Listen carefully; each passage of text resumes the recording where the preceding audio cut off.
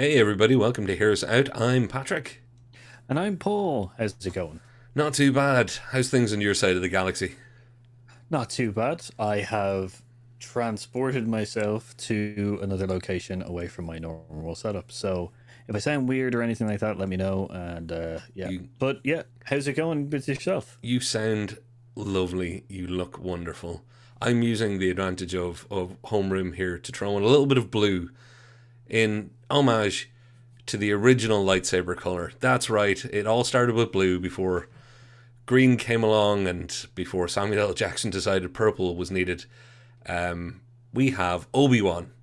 Obi-Wan, the latest of the Disney Plus Star Wars Lucasfilm universe shows. Paul, I think it would be fair to say that we shouldn't bury the lead and get it out there that we have some issues with this. So we'll be doing a spoiler-filled review. I don't think we can talk about this without spoilers. So if you haven't watched it all yet, we will not take offense if you finish it off and then come back, or never come back at all if you end up watching it all and feel the same way I did. But I think, in all fairness, for Star Wars fans and for non-Star Wars fans alike, Star Wars is a huge part of pop culture. And Obi-Wan Kenobi, he is our only hope. Generations of people who are not into this stuff know who Obi-Wan Kenobi is, or at the very least have heard the name. It's kind of like Han Solo. You don't have to be a Star Wars person to know the name. Now they've gone and made his own show. It started off with Alec Guinness, brilliant, stately English actor who brought a lot of gravity to the role in the original Star Wars movie. Then Ewan McGregor in the prequels, which I also have issues with, but Ewan McGregor was fine. And now Disney decided we did a great job with The Mandalorian. We did okay with Boba Fett. Let's really push the boat out. Let's go somewhere new and go back to one of our old characters again and do Obi-Wan. So, Paul, stop me just being mean about this. No. Okay. Like I can't no. So it's essentially just a retail. So the best way that I described it in any way is that it's a Rogue One TV series. As in it's telling a story. It's telling a story that, or filling in the gaps between maybe some information and stuff like that. So this is essentially the story between episode 3 and episode 4, which was the original first one, New Hope. That's where we're kind of going, where Rogue One is also in that kind of gap. So we're in the episode 3 and episode 4 gap of the timeline, which goes, and it's their trying of just kind of, I guess, telling the aftermath, a couple of years after the aftermath of essentially the rise of the Sith and the fall of the Republic and the installation of the Empire's apparatus kind of thing. So Yeah. And no one asked for it, Paul. no, no one did. And look, yeah, we've had conversations on air and off air about my feelings on Rogue One. I still maintain, no matter how good they did it, I maintain that it was unnecessary. Like, by definition, it's unnecessary. And it was just the reason Rogue One isn't remembered terribly, and the Han Solo movie was purely down to execution. Both of them were unnecessary, filling in places that didn't need to be filled in. I don't need to know where Han Solo got his blaster. I don't need to know everything in the past of what is potentially the biggest cinematic universe there is. Quite literally, a long time ago in a galaxy far, far away, can open and lead to any story. And yet they keep going back to these safety nets. And what's been the most successful thing they've done in the last 20 years? The Mandalorian. Where, yes, they used the Boba Fett Mandalorian bounty hunter idea, but they didn't even use Boba Fett. They had a new guy, the Mandalorian. It worked really well. And then, when that was going really well, they made the Book of Boba Fett. And I'm kind of thinking, gosh, guys, you're opening the door to a wider universe. You can tell new stories where no one is called or related to in any way. Skywalker would be a good start. And they don't spend that much time on Tatooine, anywhere in the Dagobah system, Alderaan, anything that was mentioned in the first movie. But yet, even Mandalorian played into it. This one was a step too far for me. I'll be completely honest. And Paul, let's just kick into it, because where they started with all this is they had to set up what was going to be what was Obi-Wan's story going to be, what was his challenge going to be, and they essentially started with the story of the Jedi are in hiding. Like, it's Jedi are being hunted by the Inquisitors. This is it. Jedi are in hiding. We know they're now all on the run, and a dwindling population of them. Yeah, and also, the Empire is also fighting or rounding up anyone who is force sensitive, because on either getting rid of them or using them for nefarious kind of things, which is part of the Inquisitors kind of organization. So yeah, that's kind of where we start off on, is the end point of the hunt of the Jedi, essentially, which goes where now it's essentially just the strongest and most cunning Jedi have essentially escaped and are in hiding, which goes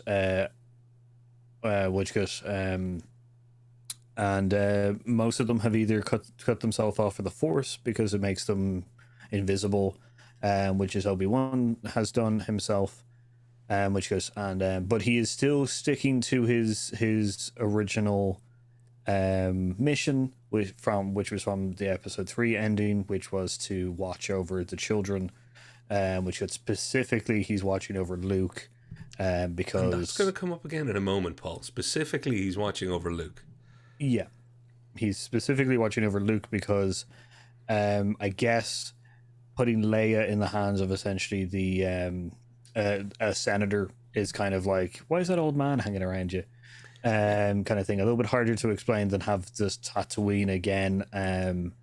You would say that there's no other desert planet in the Empire other than Tatooine, which I know it's a fan favorite, but there's got to be other criminal planets. There is other criminal planets which have been shown in the Mandalorian, but no, we have to continue on with the farce of this. Tatooine's where everybody wants to be, and it's just like, no, we don't. I know it's the easiest for you guys to film in because you've already got all the sets built for Mandalorian, but you need to go somewhere different. I know it doesn't make sense because Obi-Wan is looking over Luke and he's on Tatooine kind of thing, but you've already brought up enough for me to spend the next hour talking to you, so I'm going to quickly say, Paul, what you've just said there.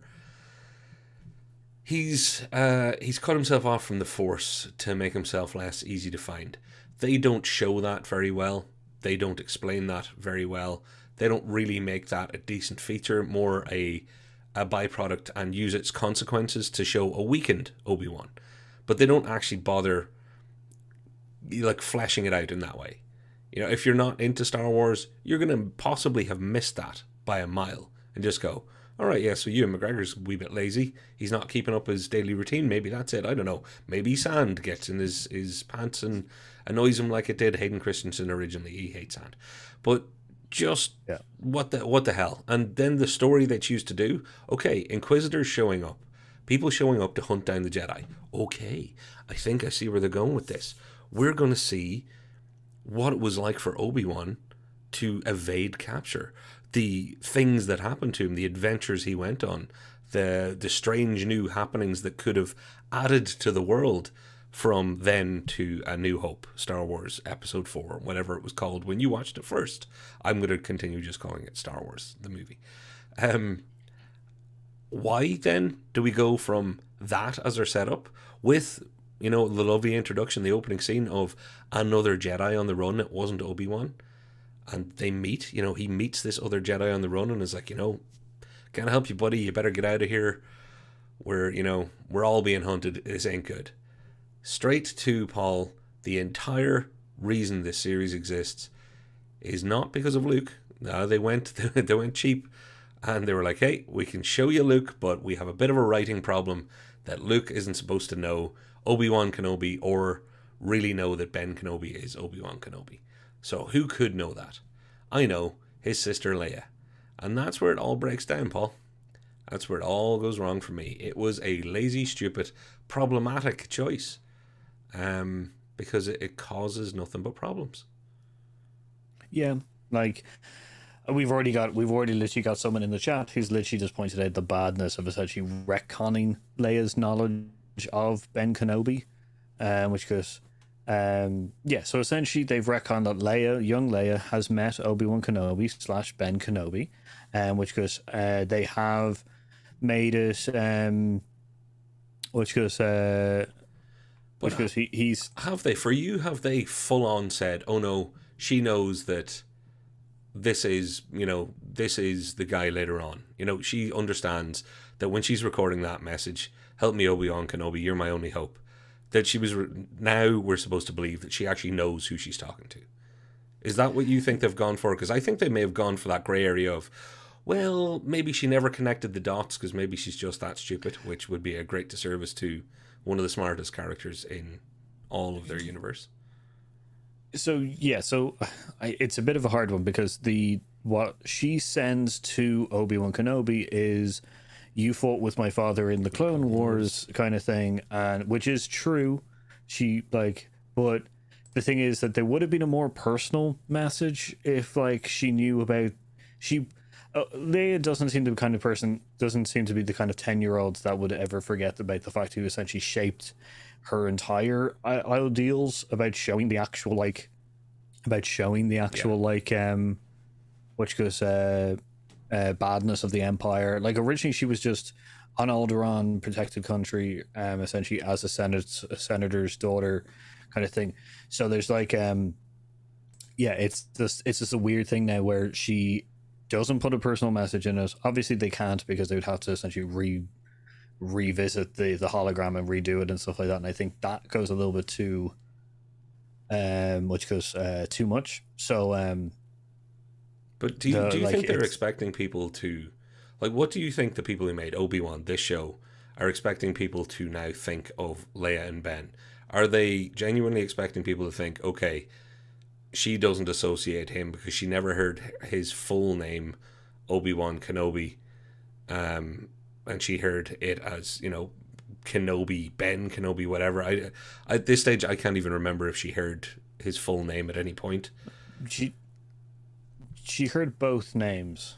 She heard both names, for sure. Okay. Yeah, and also the thing is that there's other characters in her presence who call him Obi-Wan, Obi-Wan Kenobi and kind of thing. So it'd be pretty hard for her to not realize. So they're full on going for it. She's definitely met him before and knew that at the time of recording the message. And I think that's crazy because that message, as part of one of the fundamentals of Star Wars lore, it's crucial. It's one of the biggest moments at the start of where Star Wars came from. And the idea of, my father, Clone Wars being the opening line, you got a whole second movie out of the prequels because of that. This is all just a little too much to retcon quickly. So why do you think they thought Leia was the right thing to do? Do you think they just weren't confident that people would watch if he was just doing an original story? No, I think the thing is that they tried to fill in. They were trying to do Rogue One. They were trying to fill in a story of a gap, or a gap of a story, kind of thing that people could be interested in. Which is the phrase later on that Luke says, or that Ben Kenobi or Obi-Wan Kenobi says to Luke is, "He was killed. Your father was killed by a Sith Lord, Darth Vader," kind of thing. I think they were filling in that particular part, which is stupid, and they needed essentially a vehicle to do that. And one of the best ways to do it would be to bring in some already known characters, kind of thing, because it's just lazy writing. Not lazy writing, I shouldn't be too mean, but essentially it's using familiar names to prop up a story. Now I do know that this series went through a lot of problems in production. So it could be just a sad symptom of production hell kind of thing. But my biggest problem with Leia being involved and Darth Vader being involved and Luke and Ben and stuff like that, and Owen, and don't forget Uncle Owen and Aunt Beru, man, the whole family's involved. Is the fact is that none of them can die in this. No, there's no peril. None of them are going to lose a limb. No one, every time they get into danger, you're just not going to care. Because, I understand that they're trying to tell us a particular story. It's just that we also like to see some kind of danger, some kind of peril, some kind of something that we can lose in a conflict and stuff like that, where we can't lose Leia, we can't lose Luke, we can't lose Ben, we can't lose Vader, we can't lose Owen and Bruce. Like, it's just like there's too many characters that we love have plot armor, and the ones that we have just met and grow attached to don't. So they're obviously going to be like more likely thrown to the fire. Yeah. Like, just to make us emotionally kind of connected with them. So that it's like, oh, look, yeah, we can kill off characters. And you're just like, yeah, but you introduced a character 3 episodes ago. I've made slight emotional attachment because they're pretty cool, but I know the fact is that you're definitely going to kill one of them, because you can't kill Ben, Well, so. Yeah, and okay, then let's face it. Where I'm coming from here is, and I think, we both agree on this much. They could have done an Obi-Wan story, and they could have filled in all sorts of things that didn't need to be filled in, but they could have created them. There was nothing missing that they had to fill in. And if they'd chosen to say, right, Vader and him are going to meet in some fashion, which I still think is also completely unnecessary retconning from the cinema point of view, because it is a much nicer idea that from from Volcano to Death Star they didn't cross paths again is a nicer arc for me. But they could have just not touched the Leia side of things. Why they chose to go down one of the kids' route, because the Luke thing was going to be awkward, so I understand the writers probably thought, no, we're not even doing that, and they still meet in the end, which I get as Ben Kenobi, but still it's a bit like, oh, come on, okay guys, you've already messed up with the Leia thing.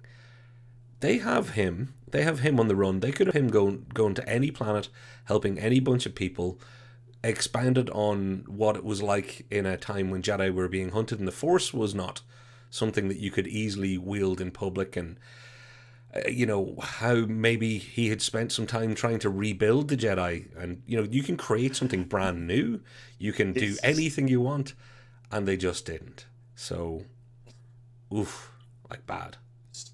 So I was watching it, and although I saw some Leia moments and stuff like that, I was just like, this is cool. They're just showing Leia maybe becoming, more, which was growing up and becoming more herself kind of thing, as in learning about the downfalls and which goes evilness of the Empire, because she's a senator's daughter.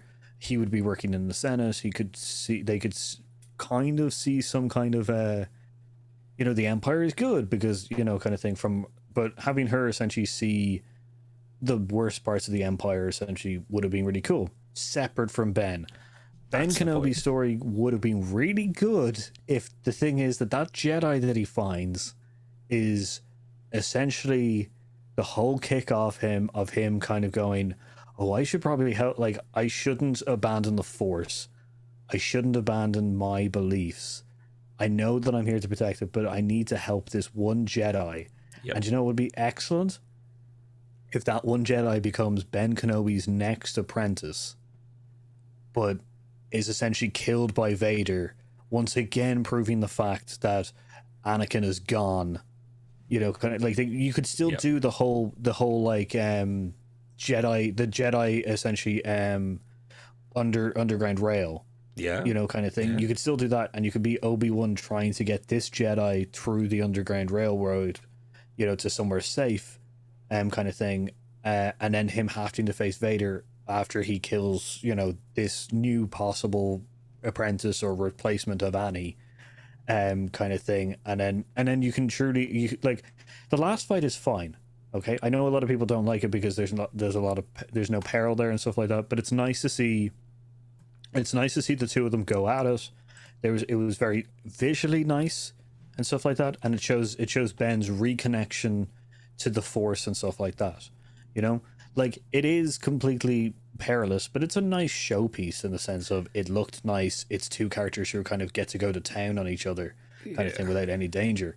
But because there was no. Like, there was nothing before it. There was no, like, it's just Obi-Wan going to see Vader. If it was Obi-Wan going to see Vader because he killed another apprentice, you would have a little bit more emotional kind of connection with going, go Obi, kick his ass, kind of thing, rather than him trying to kill him. You'd be just like, just show him who's boss, Obi, do it for random Jedi apprentice guy, kind of thing. Like they could have easily made us more attached to essentially other Jedi who have flocked to Obi-Wan as one of the last masters, rather than characters who we know grow up to be badasses anyway. Well, there's the thing you've covered, and you've there's a lot there to unpack. Because number one, I agree. If they said we're doing an Obi-Wan series, and they did one, and hadn't gone near Leia at all, and then said we're actually going to do another series just called Leia or Organa or whatever, I'm down for this. I do not mind seeing things I don't need to see if they're done well. That's the Rogue One argument. But if you do it and you've got that little confidence that you're going to start retconning and causing problems where there don't need to be any, and then still not tell a story that was sitting right in front of them that you've just listed, and we can go through it really quickly. You could still have Uncle Owen and Aunt Beru. You can still have them as part of all sorts of situations and scenes. You can talk about the background of why Uncle Owen hates Ben so much. When you first meet Uncle Owen in A New Hope. The Inquisitors, you can tell a proper story for the Inquisitors. You can basically, in fact, I'm going to throw up the new characters that were brought in. So you've got Reva, the third sister Inquisitor, who, by the way, we should get this out of the way. Paul, I won't speak for both of us, so you can say it if you want. Anybody who had a problem with that actress for anything, any kind of weird reason, you're an asshole. That very first episode, which is when all the hate started, there was one really bad line reading that, she may have given 3 lines and they picked 3 readings and they picked the wrong one. Other than that, her acting was fine. Her character had some issues as to how it was written. I don't get where all that came from. There's a Storm in the Teacup created by idiots. And that makes me very, very angry. But when you get to the point of having, okay, we've got the Inquisitors in this now, that's going to be part of the Obi-Wan story. Then you've got the Underground with Tala. That's part of the Obi-Wan story. You bring in every Star Wars property needs a good new droid. They did a great job. Ned B, Silent Loader, beautiful. Absolutely fell in love with it straight away. Design, the idea of the gentle giant mute protector that you knew he was going to end up being, or she or they were going to end up being. That's all awesome. Get Kumail Nanjiani in there. Why not? The man still has a whole load of charm, even though I'm slightly freaked out by the musculature of his face sometimes now, because I'm like, I remember when me and you looked more alike, Kumail. I remember when you were fighting from my side of the couch, if you know what I mean. But no, he's still cool as nuts, and it brought a lot of charm. So there you go. All of that listed. That's a cool Obi-Wan show. And it can go just about anywhere and do just about anything. And as you pointed out, if you really feel like bringing Vader back into it, you still can. But what they did, and how they brought Vader in the couple of times they brought him in, they did damage to the Vader character too, because I don't know if you felt it, but there was some seriously overpowering of Vader at weird moments. Like when he grabbed the entire ship that was taking off, my mind screamed, there it is, there's the shark jumping moment for all of Star Wars. Okay, so yeah, I get the point is that he fluctuated once again to use his powers on and off and stuff like that. Yeah, I do definitely get that. And then this is where I guess my extended knowledge into the material kind of comes. Vader, like, because he was the chosen one, and technically is still the one who brings balance to the Force and all that kind of stuff. He is incredibly powerful. Like, he is able to grab a ship out of the sky. He's done it in the extended canon and stuff like that. So once again, this is my extended knowledge and stuff like that. So I wasn't surprised about that. But he does not use his powers correct. Like, he could have done loads of stuff. Like when Ben's being dragged through the fire, and then the fire gets worse, and it's just like, you can just drag him back or stop the fire. Like, that just use your pathetic. Like, that was one of the all-time awful things. But Paul, can we talk about, because you're referring to Rebels and the novels and the games and everything except for the Christmas special, pretty much, because I don't think anybody's considering that canon. I completely disagree with the idea that they can make live action properties and rely on the idea that, okay, this isn't going to make our cinematic work seem really stupid now, even if it's fine and it's in canon on a piece of paper or in an animated show. We all get that Vader's really powerful, but he has never been shown, and remember, he's going to be doing A New Hope much later in his life, like much later in his life. The level of power that he's given here and uses so inconsistently and so stupidly, he was never portrayed as that powerful or that dumb simultaneously before, even in some of the less good movie moments, let's say, that they had with that made him look pretty stupid, don't get me wrong. But this idea that, okay, yeah, look, we just got to buy it, that all along he could pretty much have held the Death Star together by himself and done just about anything, but he didn't. He was just really, really, really bad at that. But the one time we can make a cool visual out of it, he's going to walk into a room and just snatch a ship out of the air. He's so force sensitive that he can't find Ben or Obi-Wan in a village when he's 15 feet away, but he could sense, Luke 400 or 500 ships away. It's just the inconsistency is unnecessary in this show to just make it even worse than it already is.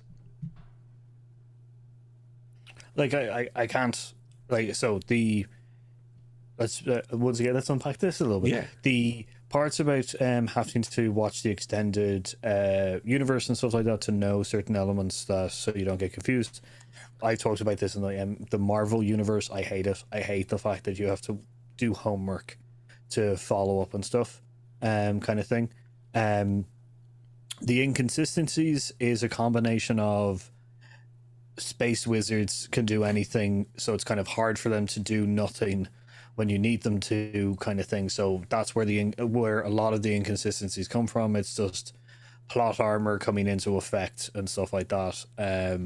Because like you can't really, like, once again, you have Yoda fighting in the original episodes, or sorry, not in the original episodes, in the prequels, which goes, and then the fighting in the originals it's essentially very tamed kind of old school fencing, and there isn't a lot of kind of action to it. And then later on, once again, it becomes ridiculously motive and stuff like that. So you're never going to be able to kind of, like, I guess. And I completely accept that. But you can be careful. But you can be careful to not push it in live action in ways that even in your own series is so incongruent. Because that, from the fire that he's dragging Ben into to snatching a ship that is literally jetting off the ground, rocketing off the ground, it's a bit, it's there's a dissonance there that's hard to reconcile. But again, and I don't think people, and I'm not even saying should have to know, I'm saying that these people, the Lucasfilm and LucasArts and Disney, they own all of this, and whatever is canon, when you're making a new property, you can still, as they've proven, retcon what you need, but also only show what you need to do. You don't have to make it so that, okay, well, technically that's fine because XYZ. If you have to say that, you've probably not done yourself any favors in your live action universe. It's not good writing to need to fall back on that excuse very often. And that's one of the things that this whole series, it's one big, well, if you think of it this way, then we can get away with it. And that's not good. Mandalorian didn't make us do that. Even Boba Fett didn't, push that too hard. Yeah. No, like, I definitely agree. Like, the worst part is for them to start using too much of the Jedi involved. Because, as I said, space wizards is kind of difficult to kind of handle. You're right. When they, like, especially when you put essentially both two of the most powerful at the time together, and you're just like, all right, because we need to do them we want to do them some epic things, and like, we haven't built up to it in any kind of way for live action people. But I know that the extended people who watch Rebels and a lot of other stuff are definitely going to know all this kind of stuff, so they'll be fine. It's just like, no, like, listen, if you could have essentially had him, like, I don't know, close the door, kind of thing, you know, and have it crash into the door, and essentially damage the door enough that a second ship can get out. I'm afraid, kind of thing. Paul, we're going to have to pick this point up in a moment after a word from our sponsors. And everybody who's joined us and filled the chat with chat, we're going to come back to the chat. We're going to come back to your point, Paul, and we'll talk about the big fight. And I think we do have to probably talk about the Reva character and how badly that was all handled. So, folks, we'll be back after this message.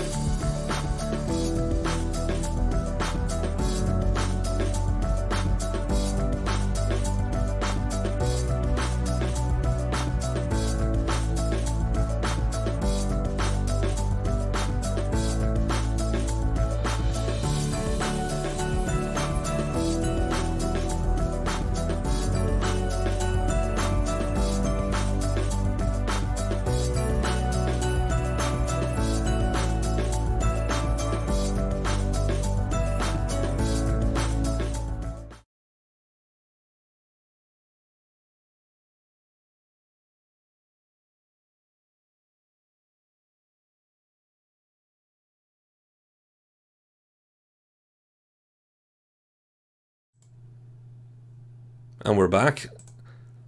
I would love to say that that was all very smooth, but I had some issues on my side. So, Paul, thank you for bearing with. Paul, we're not disagreeing on this. I think I'm just extra annoyed at what they've done, because I agree with everything you've said, and I know that we're probably not going to get to read every comment, but I think we should have a skim through, if that's all right with you. What do you say? Oh yeah, no, of course. Which goes, go for it. Michael Tanner, how's it going? Which goes, welcome to the show. Which goes, I asked for an answer on this.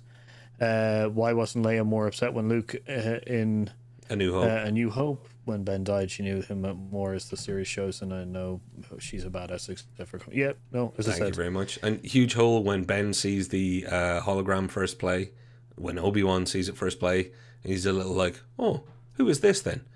And there is no sense of, oh, that's maybe the most important person in my world altogether. He does know, but there was no sense of, I've been around her as anything more than a baby. But I will say this is the one part that slots into them. Ben as an old age kind of thing, it seems like, because I went back and watched that kind of whole scene, it seems like a smugness of knowing her. Yeah. It's the only part of that scene in which you can believe that he knows her.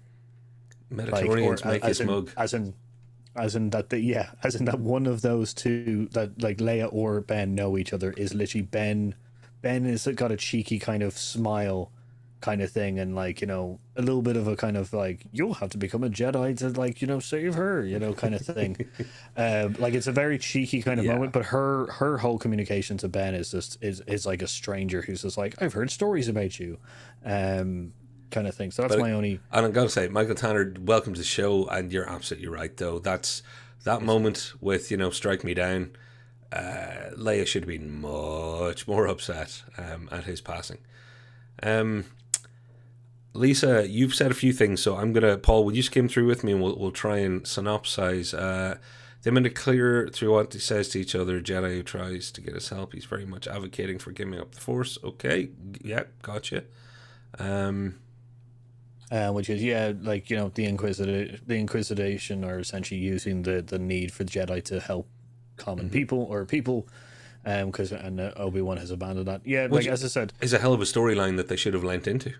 Well, see, this is the thing, is they did kind of portray that, except for, like, they did that from the Inquisition side, which was they always need to help. So this is how because the Grand Inquisitor does point that out, though it is never kind of helps really well that Ben, there's no, like Ben says, bury that thing in the sand and stuff like that. But it's just like it doesn't show that he's actually cut himself entirely off from the Force, which is also completely retconning the fact that Yoda gave him how he should be able to communicate with his old master, kind of thing. And it seems like Obi was completely up for this kind of thing. So like, it's just a weird, it's just like, well, he tried that, it didn't work, so he's cut himself off in the Force. And it's just like, that seems like the counterintuitive thing to his whole training. Anyway, it really is gone off the rails. The deeper we look, the more cracks we're going to find.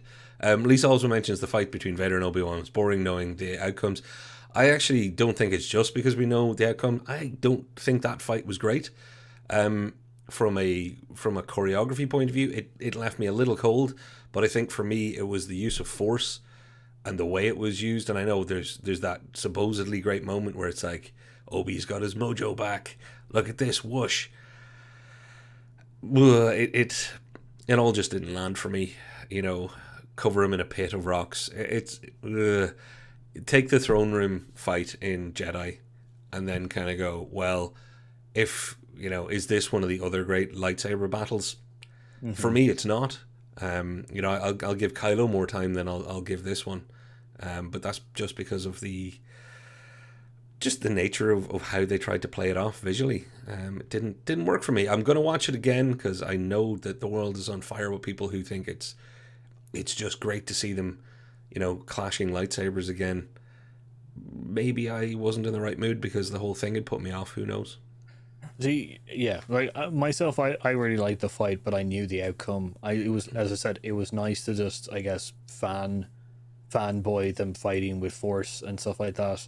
My only issue was that there was too many night scenes once again, because I know that it helps, CGI. Yep. But there's too many night scenes, and it seems like Disney are very much just like, let's just put it at night because it's easier to make believe on CGI.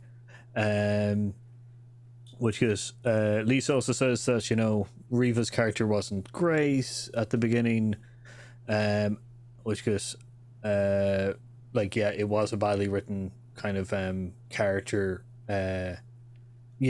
Like her whole character plot for a lot of the start part was kind of very badly done. It was essentially that they needed someone to do it, so they just decided to choose her. It also wasn't helped that essentially, which Blair was a very better, like she was an amazing actress kind of thing. So yeah, actually, we should take a moment for play. I think, as far as acting goes, everybody got away with this one. I wasn't blown away by Ewan. I actually think that young Leia was played very well for what that child actress had to embody. I don't think the Reva character, I don't think that was Moses Ingram's problem. I think that was all writing. Like, nobody really let the side down hugely here. That's one of the things. I wouldn't say that this was badly made from a visuals point of view. I thought it looked well enough, thought it was acted well enough. It really is, it's a story failure. Yeah. It's essentially, they needed someone to essentially push the plot along, and they decided her character was doing. And it is correct that there's a lot of motivation in her backstory that you had to guess, because her backstory is essentially established at the start of the entire series, kind of thing, with that whole seeing the younglings being protected by different Jedi and getting away kind of thing. But it isn't until a little bit later that kind of they link it a little bit more into her, because it's also meant to suggest that a lot of the Inquisitors are actually Jedi who've surrendered to the Empire and have turned to the dark side, but they're not Sith because the rule of two is in, and I'm just nerding out because I know a lot. Well, no, but let's talk for a moment. Let's talk Reva. Let's talk new characters, and we'll come back to the comments in a moment, because there's no easy way to say this. The best thing about this was the new characters. And if they'd actually gone there and told that story, we could have had more new characters and built into a newer world. But the motivation and that Reva storyline, the third sister, okay, we're introduced to her, just on a limited knowledge of somebody who's never seen anything. Introduced to this character, She's a bit hardcore. She's definitely got some sort of serious grudge. She's ambitious. We're led to believe she wants to be, head Inquisitor. She wants to be top of the pile. Then, what feels like, 2 or 3 episodes later, all of a sudden, she's given that massive backstory of, okay, well, I was a youngling, a child Jedi trainee, and Vader killed me. And guess what? I'm doing all this to get close to him and kill him. Well, you get close to him a few different ways. You didn't. So what's going on there? And then for it to move from that kind of, oh, that's interesting. She has a motive and a motivation that they had not fully shown. So that's a nice surprise. This looks like there could be some sort of arc for this character. But it really didn't arc. It just shot up and then nosedived into randomly, and I see Lisa called it out, and I had this in some of my notes. Why exactly did she all of a sudden want to kill Luke? Why was that her now next move? Yeah, it's essentially told that she finds out that he's Vader's son, or Luke is Vader's son, and in some way, by killing him, it would be some kind of revenge. Yeah, kind of thing. That's pretty thin in how they showed it, though, isn't it? It just, See, this is the thing I do have to say is, they wanted to show Reva coming up to the same choice that Anakin did, and surviving it. So essentially, going to a youngling and not killing them, and not becoming a full Sith or something like that. They could have done that with Leia. Like, they could have done that whole thing with Leia and not involved Luke at all. They could have left the other child. Because my point is, how does Luke now not remember some, Inquisitor, person coming and attacking his home, with a lightsaber? How does he not remember that? It's like, when Ben is just like, oh, like, your father was a Jedi. It's like, oh, now that thing makes sense when that person came into my home when I was 10 years old and attacked all of us, kind of thing. So my thing is that they could have left Luke out of it, and they could have had Reva not even find out about Leia as being Vader's daughter. Just find out the fact that, she didn't kill Leia. It's just like she had a chance to murder Leia and didn't. That would have been a little bit better, because then Leia could be like, my existence is owed to the fact that someone who was a Jedi, or an apprentice Jedi kind of thing, chose the good side, which would make her more affiliated towards the good side of, it could have been a real good plot moment. Yeah, and again, that arc. So if you had revealed her plot to get revenge on Vader and her motivation in episode 3, not episode 5, and then into episode 6 they go straight to, now she's going to kill Luke, because if I can't kill him, I'll go after somebody he loves, yet obviously doesn't even know about. Maybe not obviously doesn't even know about. There's it's open to whether or not she even thought that through. Would he have known and just left a kid on Tatooine that's his? That all seems very, very strange. It seems very non-Vadery to assume that he'd know. So her motivation to kill Luke was revenge on a Sith. But what the hell, man? Don't do it as a hop, skip, and a jump. Build something in between that. There has to be a bridge somewhere, because she went from, oh, here's my big twist, and also I'm straight on to now my big ending, which is, I'm going to look at somebody, see myself in them, and decide not to kill them, even though it was pretty flimsy as to why I came here, rather than having another crack at actually killing Vader. Another crack in another way. They undermined her character at every turn, I think. Any forward momentum they gave or made with that character, they took away. So, yeah, doomed character, I think. Whereas the others, Tala, you kind of knew she wasn't going to make it. Ned B, I called it the minute he was on screen. I'm like, oh, we're going to fall in love with him, so he's going to save somebody when dying or sacrifice himself. I'm like, I wonder, will he have to walk off a lava barge, as in Mando Season 1. So it was the new people you thought could die, but it was very Star Warsian of, yeah, probably going to be her. The droid is definitely not making it, because we'll have a wonderful emotional moment. And I don't know why I seem to feel more about machines than I do about humans, because, Ned powering down was sadder for me than just about anything else that happened in the show. I can't reconcile any of the mess that we're talking about as anything good. The more I think about it, it's all damage and no benefit. Yeah, Reva, I think they tried to play it off in the fact that it was a revenge thing against Obi-Wan. I think they were trying to build that into the story. That's what I got a lot of it. Okay. The fact is that she was a Jedi, she was a youngling, and all her anger was directed towards Obi-Wan, and then the whole point was that they were going to do a flip thing, which was like, oh, actually, her whole tracking down of Obi-Wan was to get close to Vader because she wanted to kill Vader. That first part where her vendetta against Obi-Wan was based on her past was in no way properly explained, which is, I think, because it's the weakest string that they had. It's not the weakest string, it's actually a very good one to hide the twist, but they didn't display it properly, and it just caused it to be bad. There's a couple of things in the thing that I would like to get in there as well. Get in there.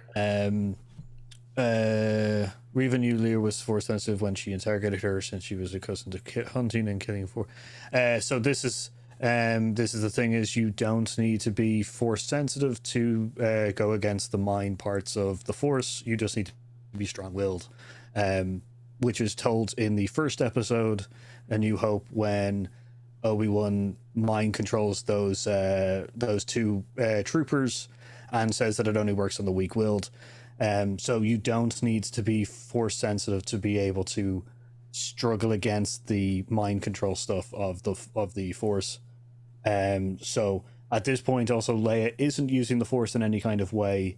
That's why also Vader can't detect her. He also wasn't looking for her because he didn't know she existed. So there's a little, like, once again, it should have been shown rather than me having to explain exactly. it. I for anybody who's new to the stream, by the way, welcome, very, very, very welcome. We've got I see Levi, Brooke, Nick Rains, Michael Wasserman. We're going to get to your comments as well, by the way. But just anybody, this has been our most disorganized stream ever. It's been our probably most messy and all over the map, and I think it speaks volumes to how not good Obi-Wan is, that usually we're a lot more coherent. Check out our other videos. Feel free, please. But also, I feel terrible because I can just vent about this. Whereas, and Paul, I know some, not as much as you do, of the extended, let's call it the extended canon. So novelization and Rebels and other animated properties, and even sub-stories in some of the games. You shouldn't be in a position, if this was any good, to have to do what you just did. That's my point. Like, you are not saying anything that's incorrect, and you're using your knowledge to help paper over cracks that you wish you didn't have to. And my feeling is you're not papering over cracks.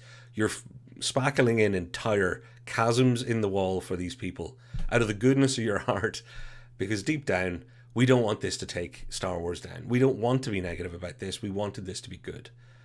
I personally never wanted it, so maybe, I'm coming as the super negative guy. I heard about Obi-Wan, and I was like, oh, God, please, no, just don't do it. A good friend of mine who's a bigger Star Wars fan than you or me put together, Paul, guy lives and breathes it, and I mean lives and breathes it. He was like, I'm so excited. Obi-Wan's my favorite character. This is going to be brilliant. And I feel terrible for him now, too. We're all losers, and I gotta say, The Mandalorian's next season, which is the next one up, now has a lot of heavy lifting to do to get this train back on the tracks, just from a public perception point of view. Now, I'm not saying everybody hates the series, but it's not going to have been a net positive, let's say. And to have people like you or me have to do what you just did is maybe the biggest indictment of it all. When there were so many brilliant stories, even in what they did, sitting there on screen, and you're just going, turn left here. No, please turn left. Nope, they turned right. And like what? Half of the plot of this was Obi-Wan losing Leia repeatedly for the first 3 or 4 episodes. Like, worst babysitter ever. I'm calling it now. He's not looking after my cat. Not even Ewan McGregor now. He's not going to be allowed to look after my cats, because I don't trust whoever that was on screen. They didn't have enough responsibility. I wouldn't leave them my car keys. They'd lose them. Yeah, well, this is, yeah. And also, there's a whole bunch of holes and stuff like that I guess me and a bunch of friends have all talked about and stuff like that. And it's just like, yeah, it's, we're just like, why do they have to not show this? And, you know, like, it just makes a lot more, like, they could have made the plot way simpler and still done a great story. And as which is time and time again, which we said, everybody has said, stop going back to the well. Stop going back to those characters. You've seen what Han Solo done. It, like, no one liked it because it was a Han Solo movie, but you could have just had, because that was meant to be the bounty hunter movie.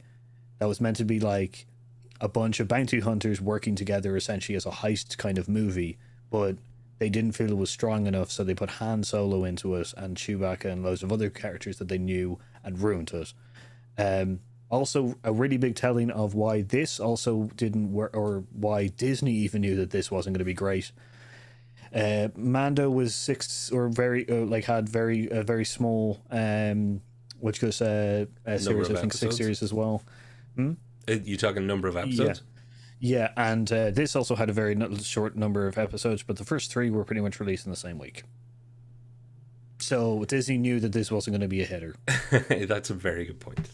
They knew that this was going to be a hitter because they literally released half of it as quickly as possible and tried to get this over with. And at max, it was 4 or 5 weeks of a series. Yeah, you know, so they knew, and they weren't even keeping it out of the way of Doctor Strange Multiverse of Madness hitting the streaming service, and Miss Marvel, also day and date releasing alongside its episodes. It's kind of buried in there. I think you're right. But Paul, talking about plot holes and problems, I want to get back to our comments, and we'll quickly grab, particularly from our newer viewers. I can see from scanning through these plot holes ahoy, Paul. Pull up the suspension. So Levi Brooks says, wasn't clear the motive of Reva to kill Luke. Yeah, absolutely agree. That's definitely one that I've banged on about enough, I guess. Obi-Wan seemed to be powerful in the last fight with Vader. What you calling that, Paul? Because I agree with that statement. When he found his mojo, it turned into, they overpowered him then. I guess by showing Vader being able to stop a ship, and showing him how easy he's able to even stop lightsabers, they needed to power up Obi-Wan. And technically he is one of the, once again, extended knowledge, he's a sentinel, or he's a guardian, which means he's more akin to the physical side of the Force than he is any of the other sides. So Obi-Wan is quite powerful in fights. They're specifically the soldiers of the Jedi, and Vader is also a guardian as well, technically. So they needed to make him more powerful. See, it's once again, it's extended. You're stuck in that spot again. Problem. You're stuck in that spot again. Yeah. And the best scene in the series was the last scene with Palpatine. Probably. It's a rap on the knuckles for a boss to be just like, you need to stop spending our resources to find this one Jedi when we have a galaxy to run. You know, I'm gonna pick a different scene though. I love the fact that Star Destroyers are just as bad a shot as stormtroopers. Because there's a moment where where Obi-Wan's shuttle is the dropship that he's heading away in. And there's just that great scene of it like being shot past non-stop, not even getting deflector hits, just being shot past by a Star Destroyer. And I'm like, wow, everybody in the Empire, including the gunners on ships, are just terrible shots. Well, that's keeping it canon. Yeah, that is. But the weird thing is, that CGI whole thing, that ship was like, not even Obi-Wan's dropship, the transport ship was like really booking it in different directions. When I was watching that CGI sequence, I was just like, what the hell? This seems like a student's like very well done texturized kind of like CGI thing, but that ship is like weaving and ducking it way too fast kind of thing during that scene. So that was just me kind of thing. And I'm going to kick us out again. Levi's next comment, curious, where was Qui-Gon during A New Hope? Was Obi-Wan still speaking to him? You know, they may have had a fight over how bad the Obi-Wan series was, because in their timeline it had happened. Or Liam Neeson was on the phone for that entire time, saying that he could find him. Yes, he will find you. Quickly, there's no time. Nick Rains, also her planet was blown up, but Luke's pain is more important because he's a man. Hey, yeah, look, there's a lot of commentary I have around how Leia has been treated overall in Star Wars, considering when I was younger, she was like the baddest ass person in all of the universe. Michael Westerman, ignored by fans. Aunt Beru with a rifle shooting at a Force user. Yeah, I didn't know how to feel about the Aunt Beru moment where she's like, I've stashed stuff in the wall. We knew this was coming. I was kind of like, this. You know what? I'm down with this. I'm down with that part because we know nothing about her in the cinematic universe. I'm talking cinematic universe. So as long as that's not breaking canon for you, Paul, I had no issue with her whipping guns out of the wall and being like, screw it. I'm down to the death here. No, it's actually a really cool moment within the cinematic universe to see that. Owen and Brew in the extended thing is quite cool. They've got a whole weird backstory and stuff like that. That's very cool. So bringing her kind of smuggling guns in a small kind of place was very kind of like that was. I think that was a specific nod to people who do know the extended story of those two, but also a very kind of like farmer wife shotgun moment kind of thing, which is just like, you know, very cool, which I did like. That's how you do an Easter egg for fans who know the extended thing, but giving it worked on both levels. Cool. Yeah. Worked on both levels very nicely. Now, and and I do get that, you know, popping shots at a Force user, it wasn't going to go well, and yet still got away. But don't forget, Paul, T-16s were mentioned, but yet no Womp Rats were bullseyed in the making of this thing. So we're very lucky that they didn't just try and drop every single reference from everything ever into this. I guess I should be thankful for that, considering how far some of Boba Fett and also how far some of Mandalorian went to. I want to just, Lisa, let's pick one more of yours. The Inquisitors literally hunt for sensitive children. How could they not tell you it was one? Actually, we've covered that. You covered that a little while ago. Again, I feel that's all you're doing your best to help them out, and you really shouldn't have to, because I agree with Lisa's point, if you know what I mean. It doesn't feel natural. There's 2 points there which you can gather together, which is why didn't Obi-Wan decide to train Leia? And why couldn't anyone sense? It's essentially she doesn't have Force powers yet, so Obi-Wan wasn't gonna. And also Obi's also kind of like, I'm not training anyone. Yeah, you know, kind of thing. Well, Paul, I think ending the comments perfectly with Lisa's comment of, in quotes, "We're all losers." Patrick, 2022. That could apply in so many different ways. This has been the weirdest stream so far for me, because I've come with a weird energy of just discomfort and annoyance at this particular series. So Paul, thank you very much for fighting the good fight and trying to keep us on some sort of reasonable ground.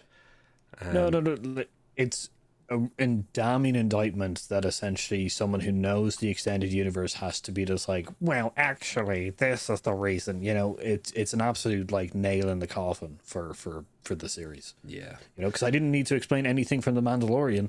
Nope. Not a and thing. I know all about them. and look, I guess if I was to sum up my niggles, it's not so much that you need to be have encyclopedic knowledge. It's that even when you do, this is all still pretty rubbishy. And it was right there.